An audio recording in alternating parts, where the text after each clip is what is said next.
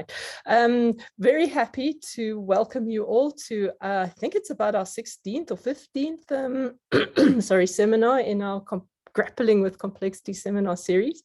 And I'm very, very happy to welcome Prof. Abraham Olivier, Professor of Philosophy at the University of Fort Hare, visiting professor at the University of Beirut, and co-founder and co-chair of the Center for Phenomenology in South Africa.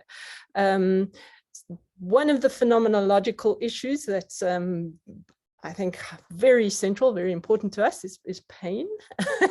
and Abraham is going to talk to us about pain and its complexity. I'm not going to do much more of an introduction. He's going to introduce himself in a sense. And yes, well, over to you, Abraham. Nice to see you. Thank you very much for this big opportunity, Andrea. So here I start.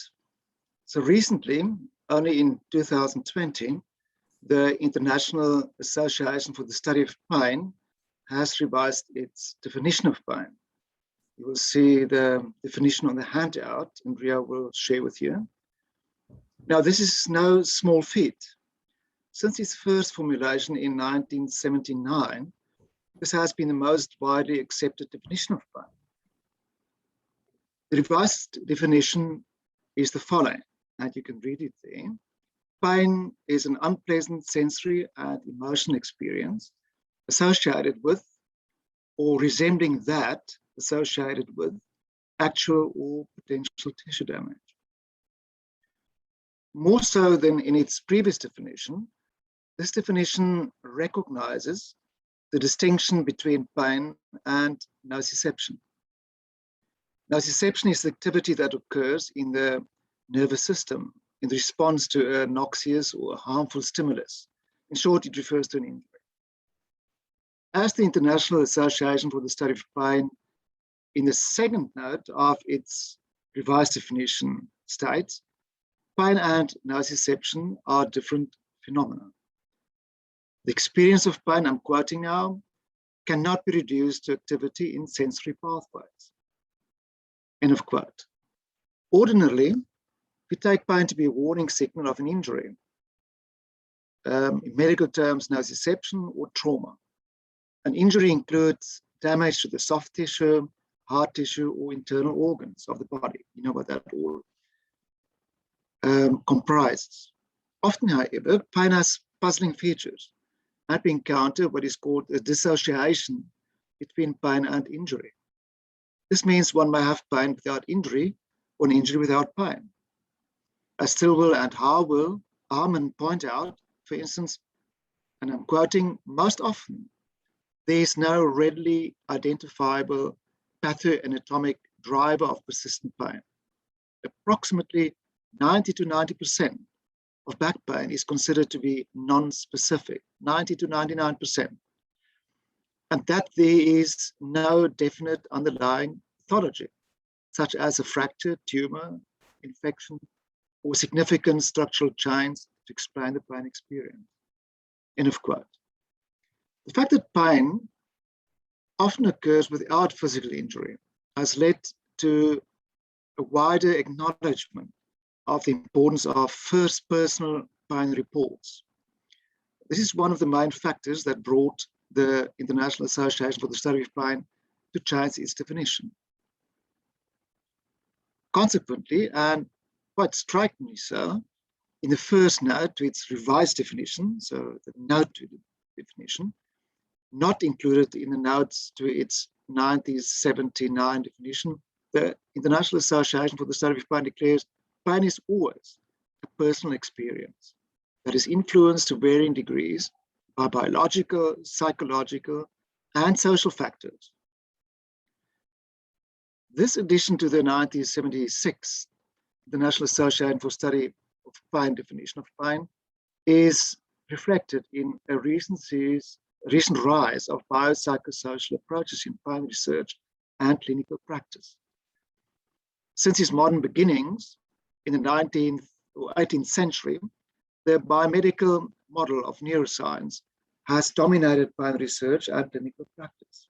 However, The last 2 decades have seen a surge in biopsychosocial approaches. Biopsychosocial approaches acknowledge the multidimensional aspects of pain, of a person's pain experience, and consider biological factors to modulate, and in turn being modulated by an individual's psychological makeup and social context. Now, surprisingly, in its revised definition, the International Association for the Study of Pain states that only biological and psychological factors are part of what essentially defines pain. So social factors are only in its notes to the definition. This means this revised definition does not include social factors to be part of what essentially defines pain. In my philosophical approach, I advance, on the contrary, the argument that while the influence of social factors is not unique to pain, it essentially characterizes its experience. This brings me to philosophical views. Currently, philosophers both from the analytical and continental traditions of philosophy, which are the two traditions, as you will know, increasingly acknowledge the need for a multidimensional approach to pain, one that accounts for the complex interaction between its biological, psychological, and social components. Now, in this paper, I explore some of the most recent multidimensional approaches in philosophy, including the componential view and in activism, and then I propose as alternative what I call the social grounding view of pain. The paper is divided into 3 sections. The first 2 give a discussion of the componential view and in activism. And in response, in the 3rd section, I develop an argument in support of the social grounding view of pain.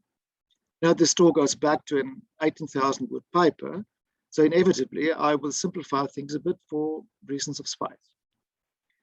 So I start with the componential account.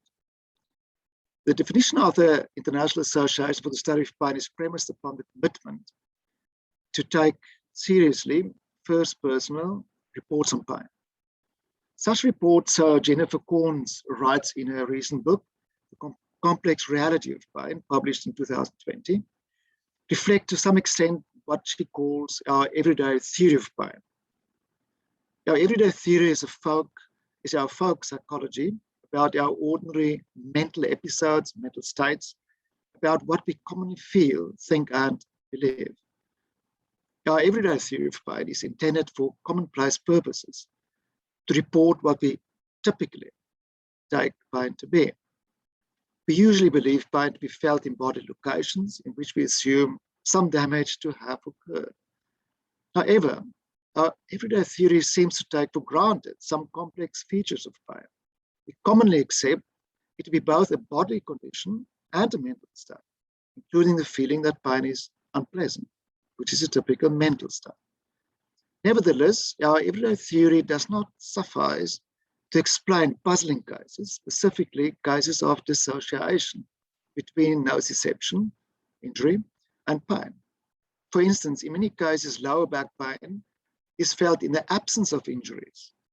And in some other cases, like pain symbolia, pain asymbolia, it's a condition of insensitivity to pain, or masochism, the pain caused by injuries is not experienced as unpleasant. Everyday theories do not necessarily and sufficiently account for the complex reality of dissociated pain. According to Korns, philosophers are supposed to do better. However, so Korns argues, they do not.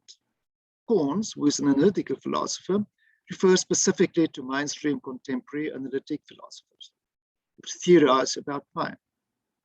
They are mainly representationalists and imperativists, as we'll see in the handout.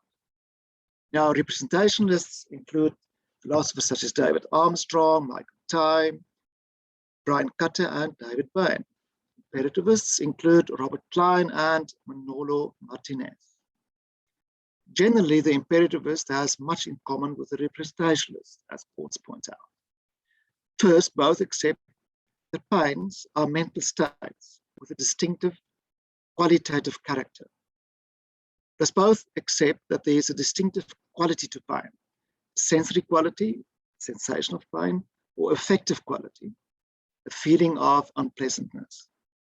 Second, both agree that the distinctive quality of pain is explained by intentional content. That is, pain, that particular quality of pain is always about bodily disturbances, body damage, injuries.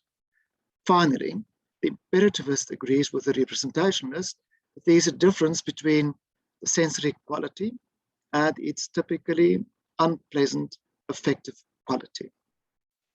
However, they also differ. The representationalist claims that the pain quality has the function to represent a bodily disturbance. For example, a sharp pain may represent a cut. The imperativist holds that the pain quality motivates a distinctive kind of action. For example, a sharp pain will cause one to avoid being cut any further, or to take recuperative or protective action. In short, they all support the idea of the orthodoxy of simplicity, the idea that a distinctive sensory or affective quality matches with a particular bodily disturbance. But, so Corns rightly argues, pains are not as simple as that there is a specific sensory or affective. Also, so one can add evaluative that comes from pain quality matching with distinct bodily disturbances or demands. So the orthodoxy of simplicity faces particularly problems with dissociative cases. They are, for instance, pains which do not represent injuries. Some lower back pains refer. Some cases of pain also do not motivate to act upon hurts. For example, in a sport match, we may ignore minor bruises. Some pains are also not unpleasant, for example, as the pain asymbolic or the masochist will report. And some pains dramatically vary in their sensory qualities. If you're in a bad mood or fear, a pain is typically experienced as more intense, for instance. Consequently, Corns argues for the need to account for the complexity of pain. Paradigmatically, she maintains, pain involves several components. This includes, firstly, damage in the body, secondly, an awareness of the damage, thirdly, an evaluation of the damage, and fourthly, the motivation to do something about the damage. And finally, an unpleasant feeling. As she points out, in taking pains to be a distinctive character, pain theories have typically privileged some single one of pain's paradigmatic components to complain that supposedly distinctive character. The result is the orthodoxy of simplicity. Corns argues that when we recognize that pain have multiple components, no one of which is necessary or sufficient, then cases of dissociation would be unproblematic. They are, in fact, already accepted in everyday life and the clinic. Consequently, she argues for a componential account of pain that respects the fact that pains are, I quote, paradigmatically qualitative, indicative body disturbance, motivate behavior, and more. As these, and end of quote, as these components are all paradigmatic, it is tempting to privilege one of them, but then to face problems of dissociation.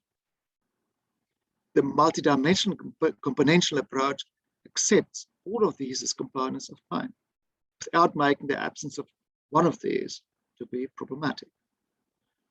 Corns challenges mainstream analytic philosophers to reject the orthodox notion of a simple pain quality and instead to accept a multidimensional approach that recognizes that pain is complex, including multiple components. Curiously, Corns does not include as one of the components of paradigmatic pains the social dimension of pain, but finds a stronger account of the social dimension of pain in activism, to which the next section turns. So, in the handout, you will see inactivism. Inactivism is a recent position supported by some philosophers, both from the analytical and phenomenological traditions. I focus here, for the sake of brevity, on the phenomenological approach of Stilwell and Harmon. It's a paper published in 2019. They launched their inactive view of pain with a critique of the biopsychosocial approach or model. The main critique is that biopsychosocial approaches generally lack the integration and incorporation of the three components: biological, psychological, and social. This is especially apparent in its application in educational and clinical settings. In such settings, there is a tendency to separate patients into two: biological or psychological, or three: biological, psychological, or social domains. Once these components are separated, the focus tends to be on the biological. Further, there's not a strong theoretical foundation for the psychosocial model, biopsychosocial model. And without it, teaching, research, and clinical application does not have clear direction. The kind of theoretical foundation Stilwell and Harmon think is best suited for a biopsychosocial approach is an inactive phenomenological approach. Stilwell and Harmon base the phenomenological understanding of the inactive approach on the so-called 4E model introduced by Sean Gallagher, and propose that pain is 1, embodied, 2, embedded, 3, enacted, and 4, extended. And the addition they propose as 5th E, emotive. So let me run through these E's briefly. The first E, embodied, means the subject's mental states are not seen as being internal states instantiated in the brain and representing the outside world.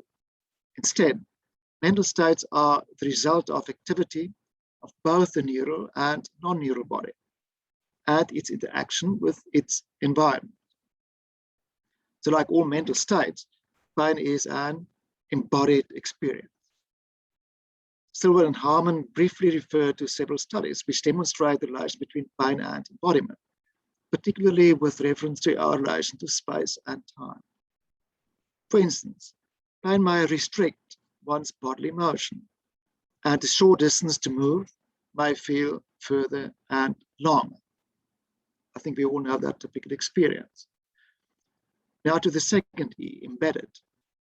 Being embodied thus goes together phenomenologically with being embedded in an environment. So it is widely recognized that situations can embed a sense of threat or safety, worsening or dampening pain, depending on the scenario and an individual's embodied perspective. The third E, enacted. As pain is embedded in a context, it is enacted.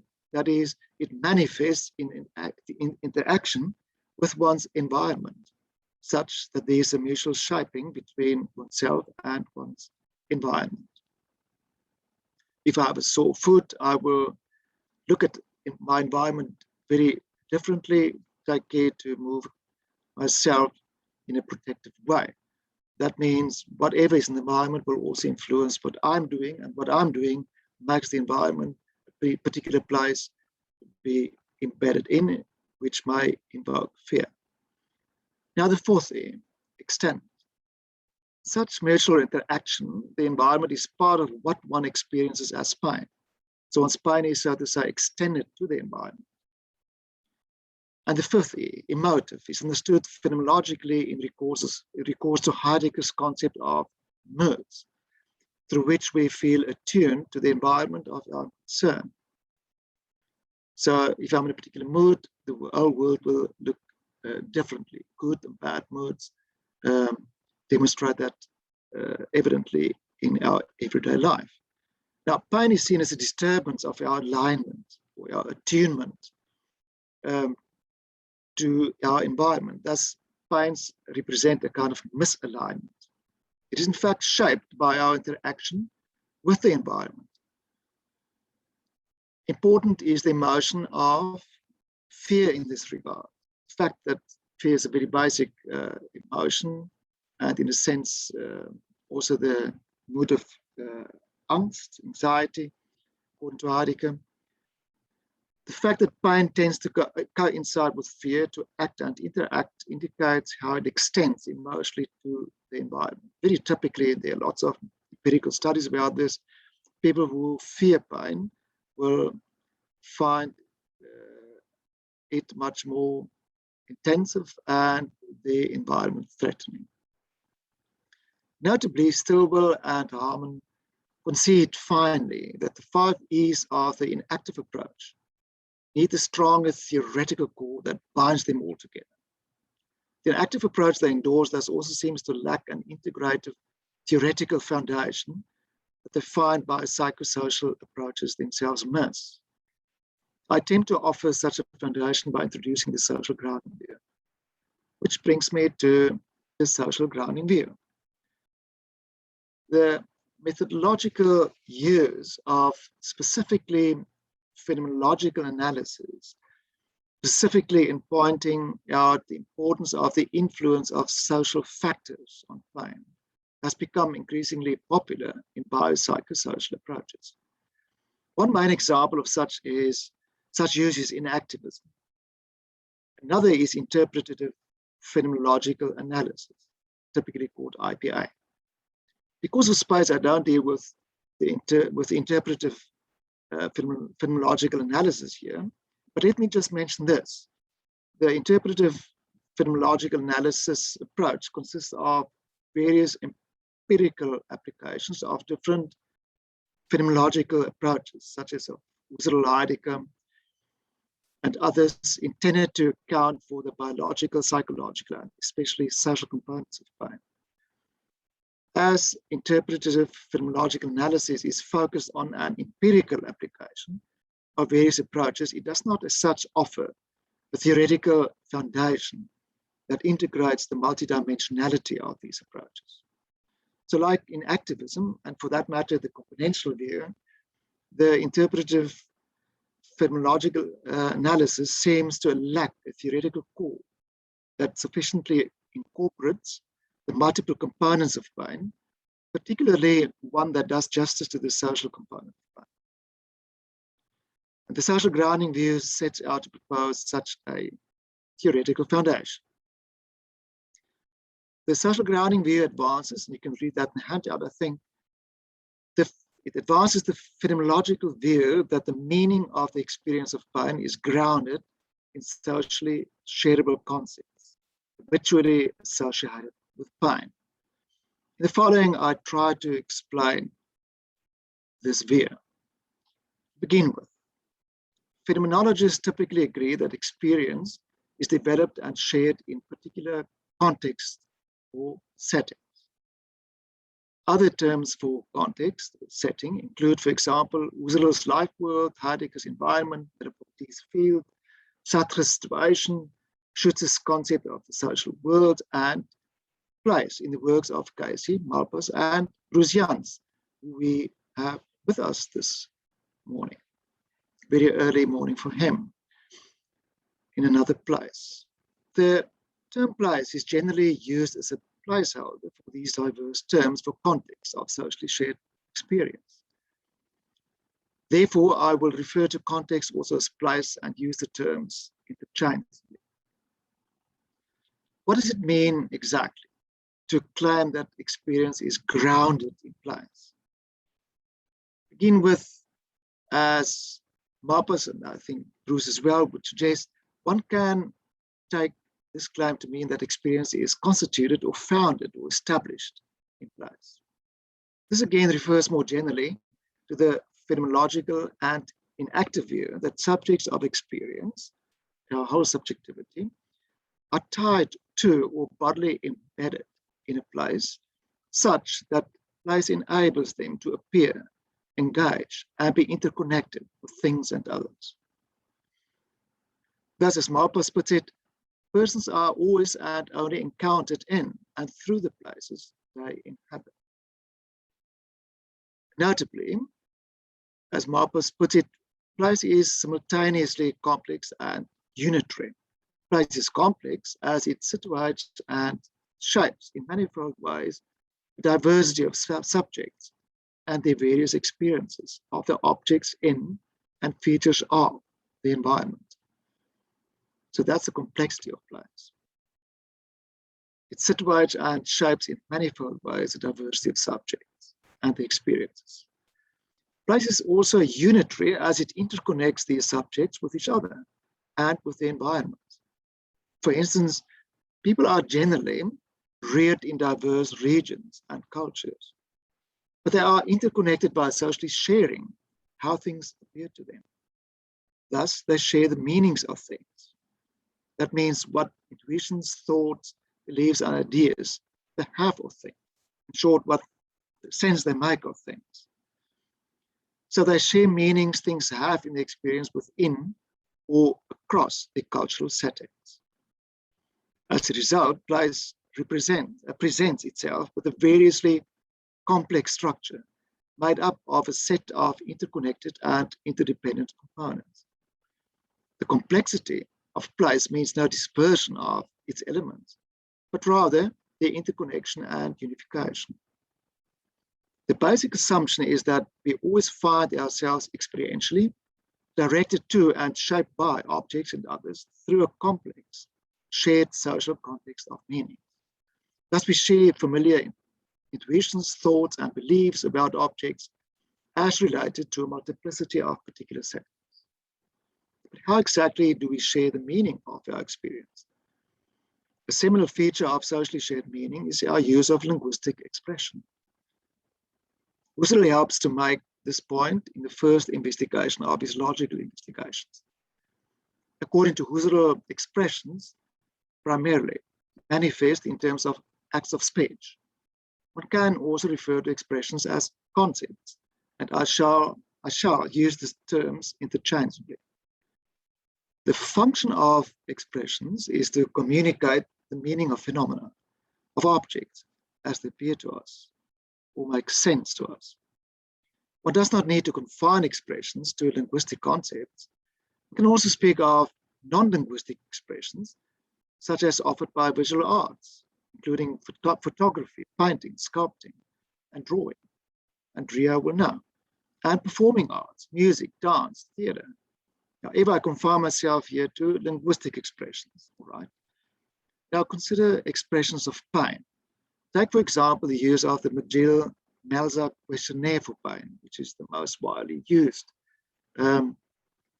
device to help people to share their pain. The questionnaire contains a grid of pre-selected adjectives, which serves to help patients to describe the quality of their pain in terms of sensory, affective, or evaluative aspects. Sensory aspects include phenomenal qualities such as burning, flickering, quivering, pulsing, throbbing, beating, pounding, jumping, flashing, shooting, pricking, boring, drilling, stabbing, lancinating, sharp, cutting, lacerating, pinching, pressing, gnawing, cramping, etc. If one is really in pain, that is actually what one feels, isn't it? The non-sensory aspects include, for instance, affective aspects such as tiring, sickening, suffocating, terrifying, killing, blinding. The evaluative aspects include annoying and unbearable. One could consider these terms for pain to be examples of what Husserl calls expressions or concepts. They're concepts used by people in different social contexts in the course of history to express their pain experiences to make them understandable and shareable. One can trace this also back to Greek and African etymology. Consequently, one could say these expressions of pain represent the content of what people commonly share in their qualitatively different experiences of pain in different places.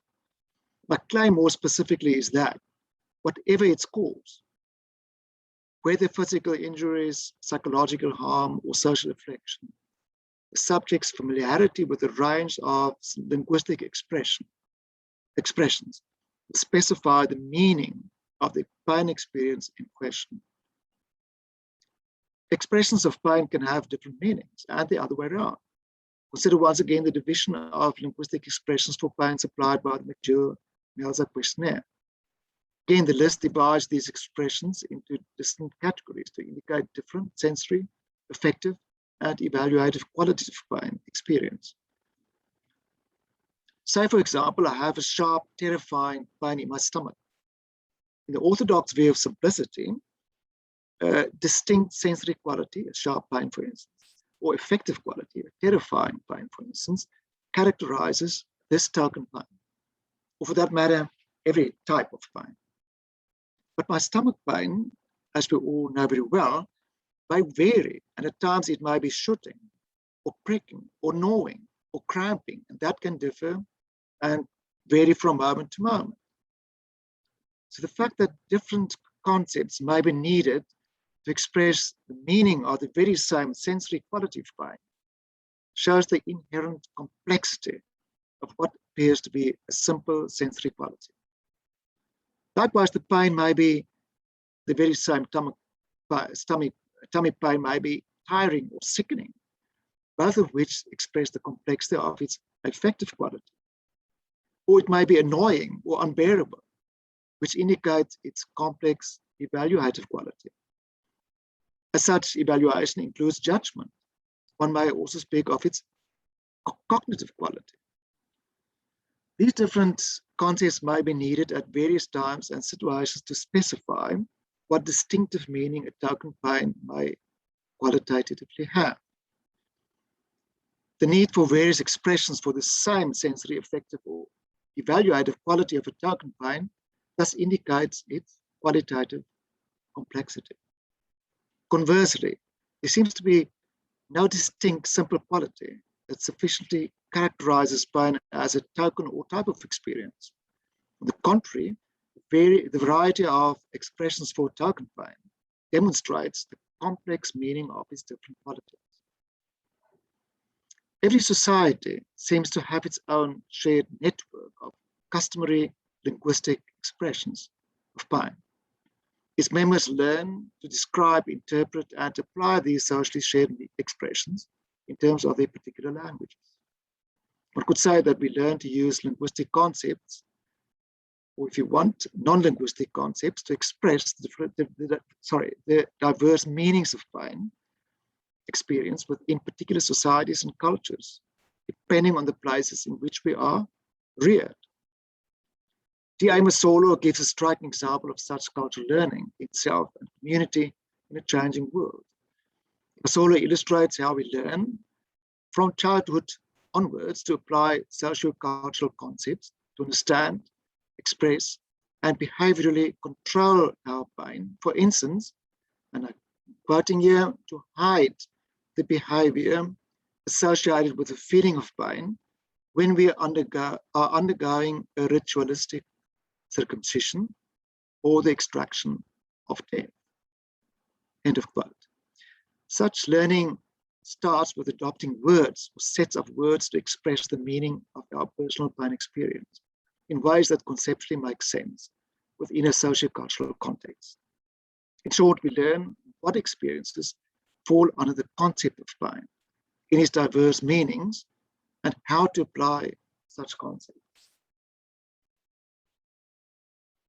Now, it is important to note that I do not mean to say that one only experiences pain because one has learned how to express its socially shared meanings in terms of a kind of, say, inventory of concepts.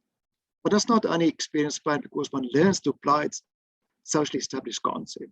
If I feel a pain in my arm, for instance, then it is not only the socially learned concept of the pain that makes me realize that I have this pain. If I feel pain, then I feel it as embodied being in a particular location. I experience it firsthand, first personally, to have a particular quality. That's what it feels like. What I feel emotionally, or believe or imagine it cognitively be like. To feel it will make some difference to my personal awareness of my own body and movements in a very specific situation. As Heidegger states, pain makes a difference to my being and how I relate to my context of living. Still, I learn through linguistically, or also for that matter, non-linguistically, expressed socially shared concepts. What my first personal experience of pain exactly means. Of course, intense pain may bereave us of language and make us revert to non-verbal screams, grunts, jeers, and explanations, as demonstrated by scurry in the case of torture, for instance. However, typically, pain will make us reach out for help, and for this purpose, prompt us to speak for words to express its meaning. This is exactly what occasioned the use of the McGill and Melzer questionnaire. I come now to an end for the last sentence. Ultimately, one can say no matter how much it is bound to first personal experience, pain has a social ground. It is situated in a particular context of complex socially shared meanings expressed in concepts, which will shape what precisely one personally experiences as pain. I think I will stop here. Thanks, Abraham. Sorry, I'm just being a little bit technologically challenged. There we go. Wow, very complex, interesting. And I started feeling all sorts of pains in my bodies as you were talking. What I would like to do is open up the space for questions and comments. I'm just going to open up the screen there. Yes. So I think if you would like to chat to Abraham, either use the raise your hand function or just put on your maybe just use the raise hand function or the chat function, and I'll just start the questioning. Maybe the chat function is sensible. So let's go from the beginning to Bruce, who is asking, okay, so great, Bruce, you're here. So you can speak to your own question yourself. Yay, thanks. Yeah, thanks very much, Abraham. I really appreciated that overview. And I'm wondering, what I mentioned in the chat was the question of the semiotic function of pain, right? When you, sometimes something like pain has the implicit metaphor of being like an illness or like a disorder. In other words, something we want to get rid of. But of course, pain also has a semiotic function. It's informational, right? It communicates something to us. If you put your hand on a hot stove, you know immediately, and you don't have to, that doesn't have to go through your cognitive, conscious process. It's your body telling you, and so if pain has that informational function, that suggests that we have to learn from it and not just get rid of it.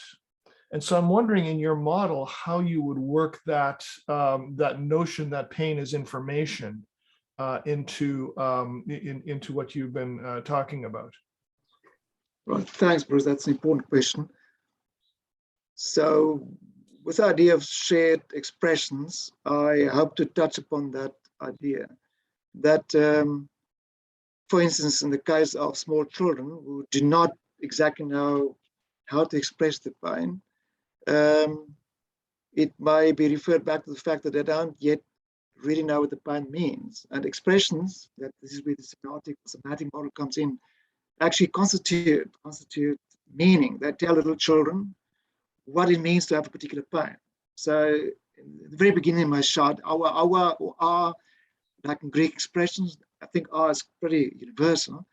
And people tell them, oh, that is just, a little small bruise, and you can neglect it. So they learn what it means, and later on in life, for instance, in the sport match, they will be able to say, oh, it's just a little bruise, and I can forget it. So by means of learning expressions semiotically, they learn what they mean and how to deal with them. So they actually learn what information comes with the sensation of pain, or with the effect of pain, or evaluation of pain. So this is how I try to bring it in. Does it speak to your question? Yeah, I think it does.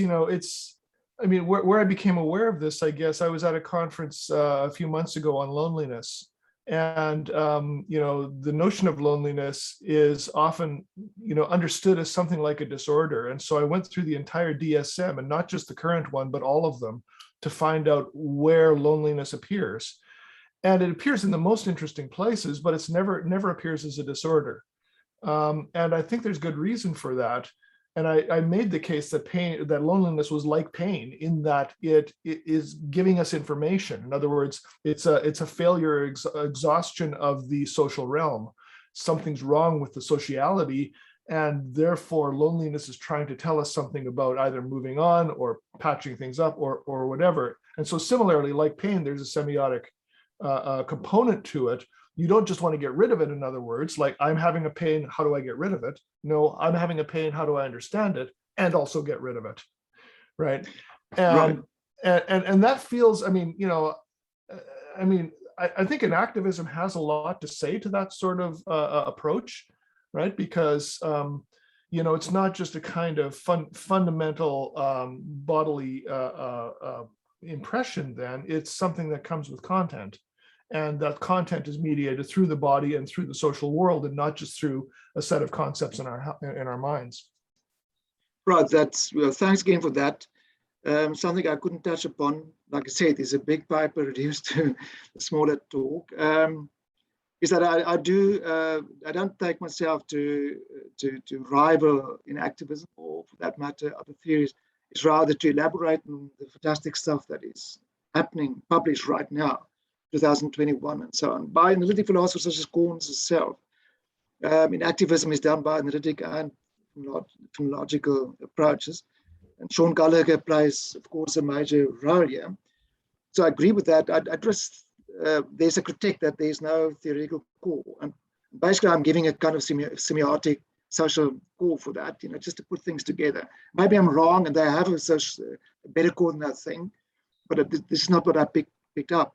But one very important thing that is neglected is exactly so-called social pains, or so-called psychological pains. Most philosophers, most analytic philosophers, one can say, focus on bodily pains, physical pains. And social pains, one of loneliness, is a very good example of how we are informed by a particular environment about what's happening with us. I suggest one would learn loneliness in terms of a social environment.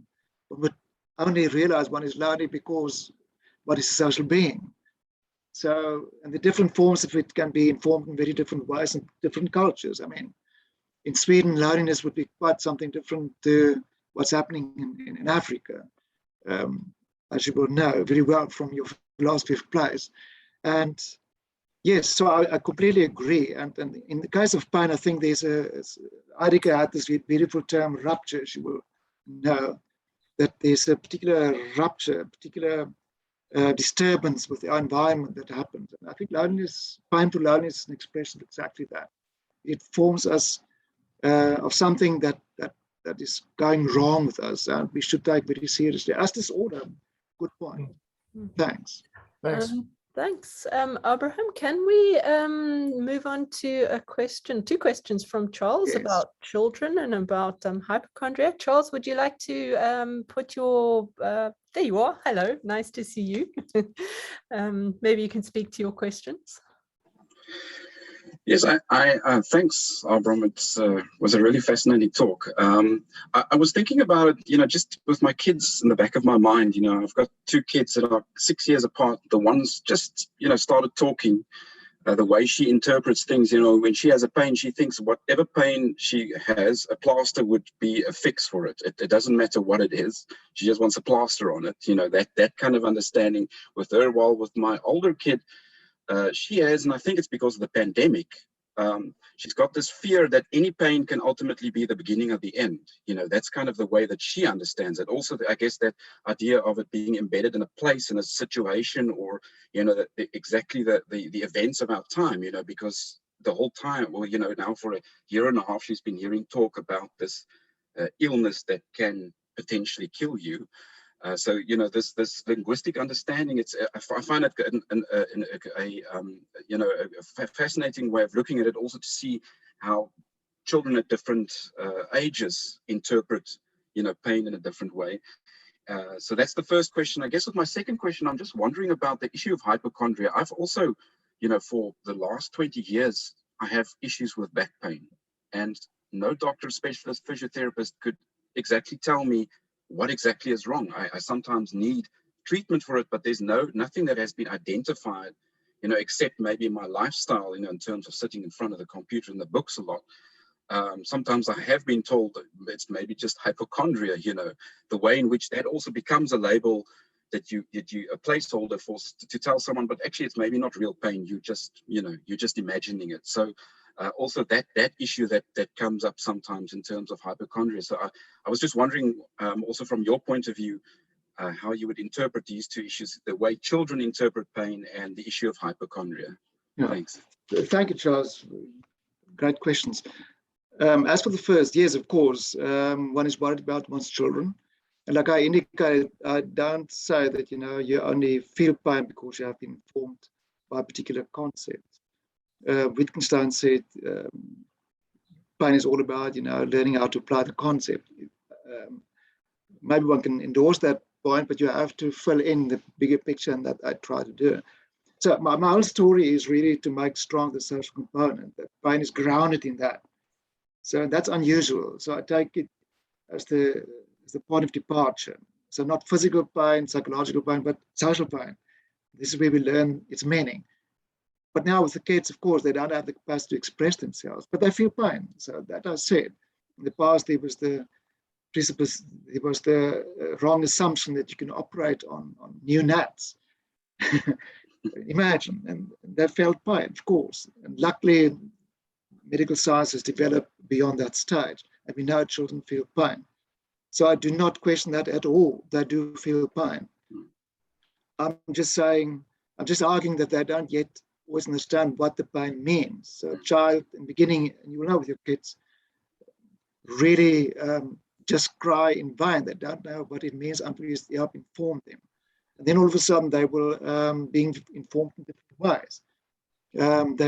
You might correct them, and that speaks to your second question already, and say the pain is not about this, but it may sometimes not take away bigger issues, social issues, in our pandemic.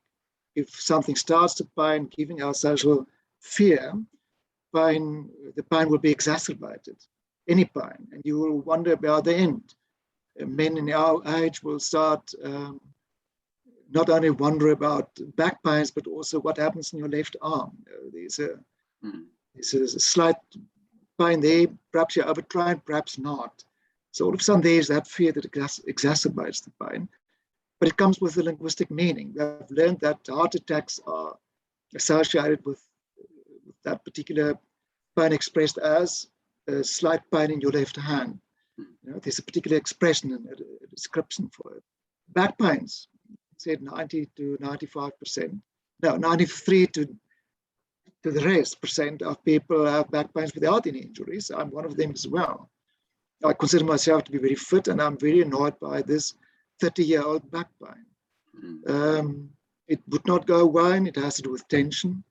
But let me ask you your question in a more informative way. There's a whole big near field, well, it's 20 years old, but that's still quite near, of pain neuroeducation.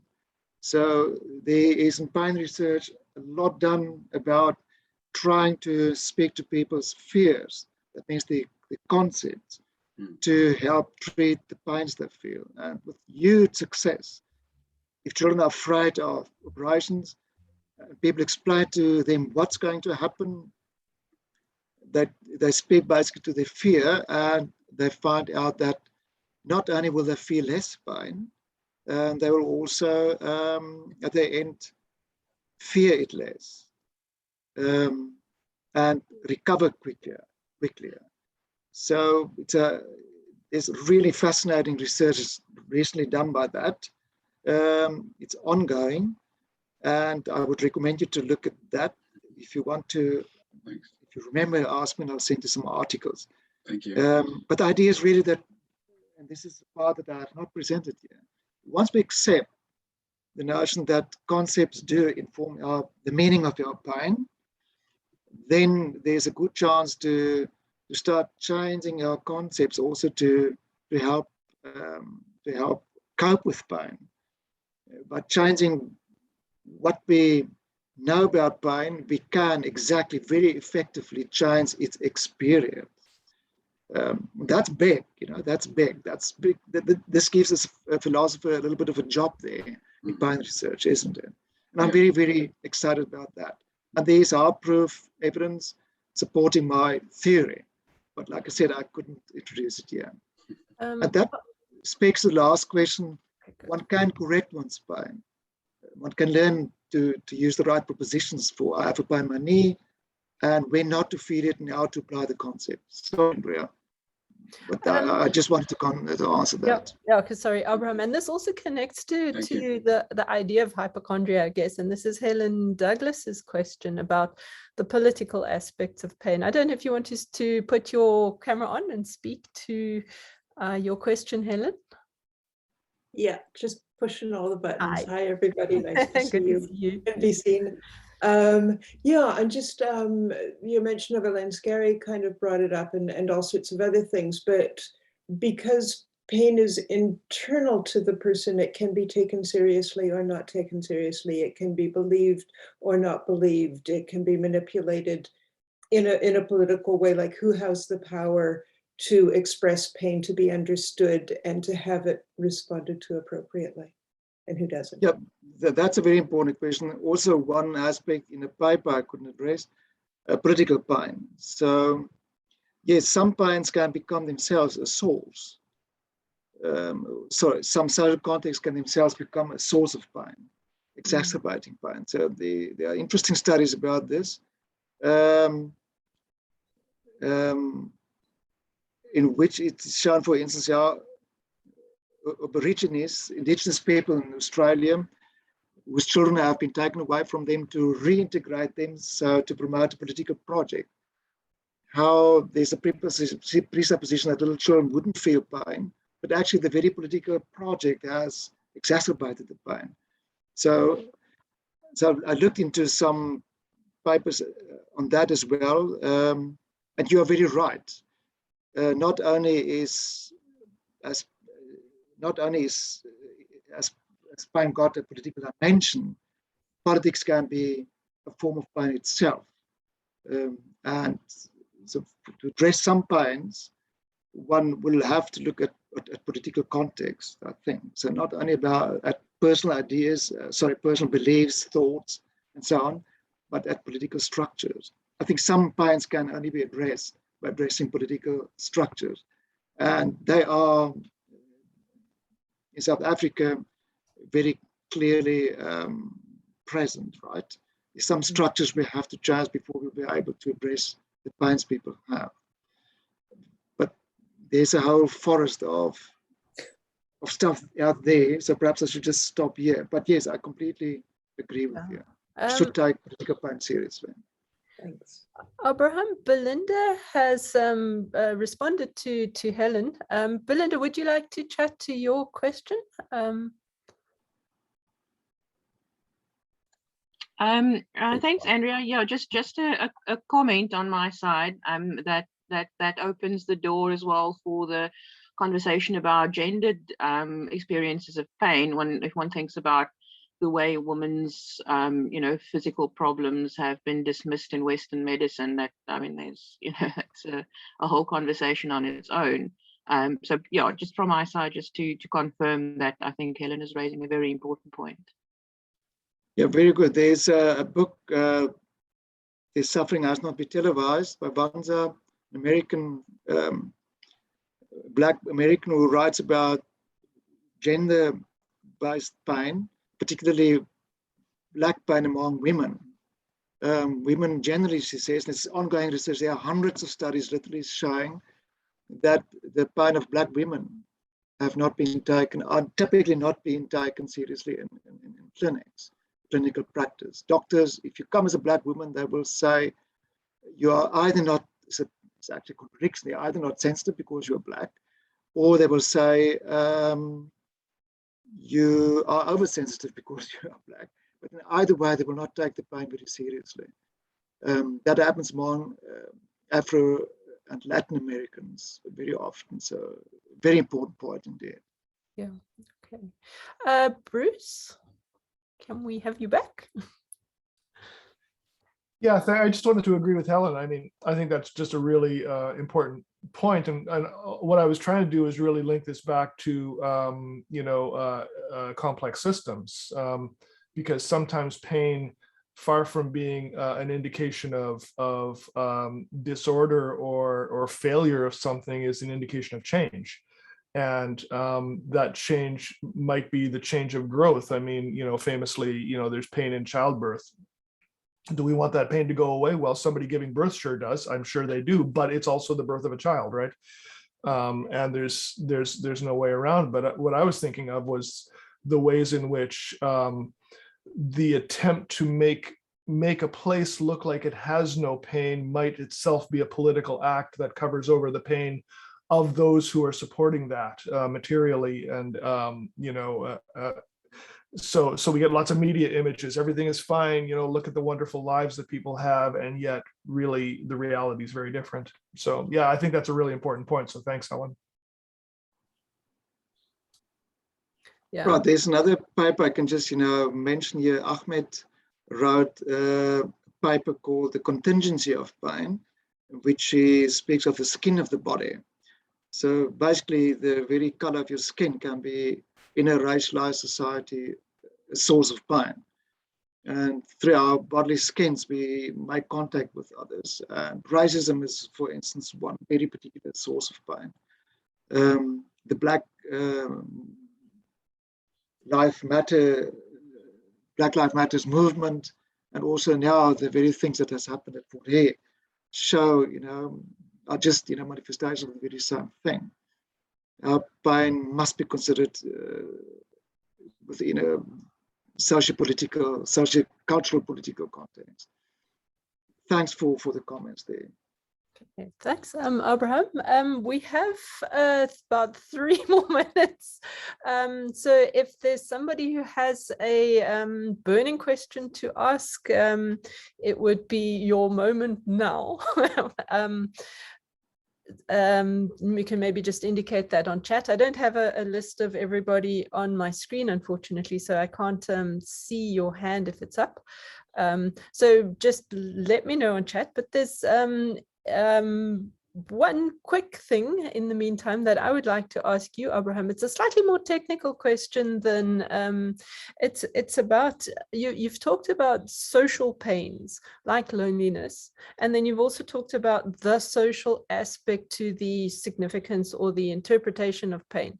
And I was wondering if your theory or model accounts for those 2 different dimensions of what the social account of pain might mean. Right. Yeah. Thanks, Andrea. That gives me the chance to just make the distinction clear. So I think also all pains are socially grounded. They're grounded in the way we learn the meaning of socially shared concepts. So that's one leg. There's another leg to it that grounds physical pain, the meaning of physical pain, psychological pain, and social pain. That's the grounding theory I tried to develop. But there's another aspect, and that is that the pain, itself, a social context itself can become a source of pain. So it's less about the grounding of it, it's about being an infliction itself.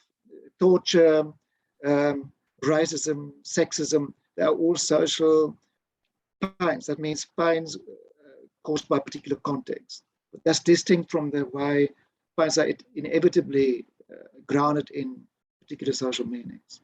So that's a distinction there. Thanks for that, Olivier, to clarify. Okay. I couldn't do this in the talk.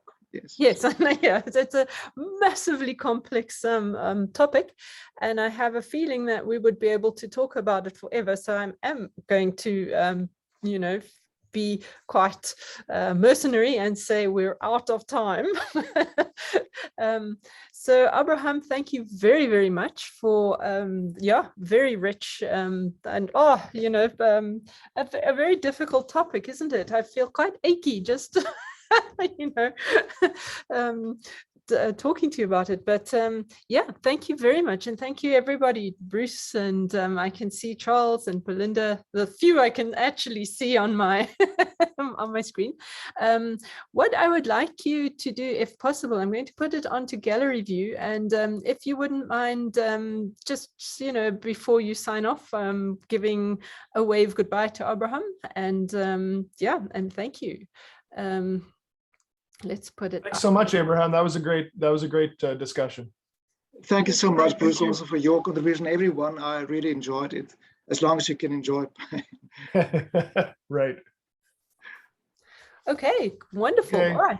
So Bye. yes, we will Thanks, see all of you next week, hopefully, and maybe some more for our next seminar, which is David Byrne, one of the complexity specialists. And we're hoping to have a discussion from him on inequality and environmentalism after COVID. It all sounds highly complex, but I'm sure he will give us a very interesting talk.